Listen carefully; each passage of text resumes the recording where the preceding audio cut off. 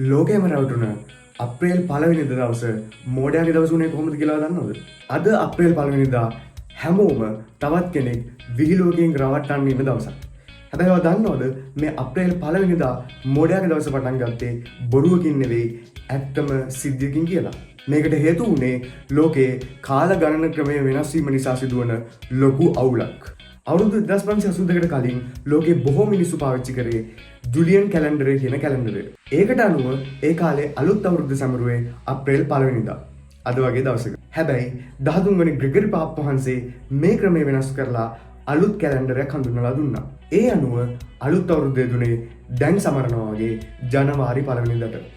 එතකොට මේකේ මෝඩයෝ බිහුනේ කොහොමද? ඒ කාලේ අන්තර්ජාලය එහෙම තිබුණේ නැති නිසා මේ පණිවිඩය ඉක්මනින් හැමෝම අතරම පැතිරුණේ නැහැ. ඉතින් සමහරු දිගටම අප්‍රේල් පළවෙනිදා අවුරුද්ද සැමරුවා. මේ අයව අනිත් අය විහිළුවට ලක් කළා. ඔවුන්ගේ පිටේ කඩදාසි වලින් හදපු මාළුවෙක් කෙල්ලලා ඔවුන්ව අප්‍රේල් මාළුවා ඒප්‍රිල් ෆිෂ් කියලා හැඳින්වුවා. අන්තිමේදී උනේ මේක ලෝකේ ජනප්‍රියම විහිළු කරන දිනේ බවට පත්වීමයි. ඉතින් අද කවුරු හරි ඔයාව රැවටුවොත් එහෙම මතක තියාගන්න ඔයා රැවටෙන්නේ අවුරුදු 400කටත් වඩා පැරණි සම්ප්‍රදායකට. මේ වගේ අමුතු තොරතුරු දැනගන්න අපේ නාලිකාව සබ්ස්ක්‍රයිබ් කරලා ෆලෝ කරලා තියාගන්න. ඊළඟ වීඩියෝ එකකින් සෙට් වෙමු.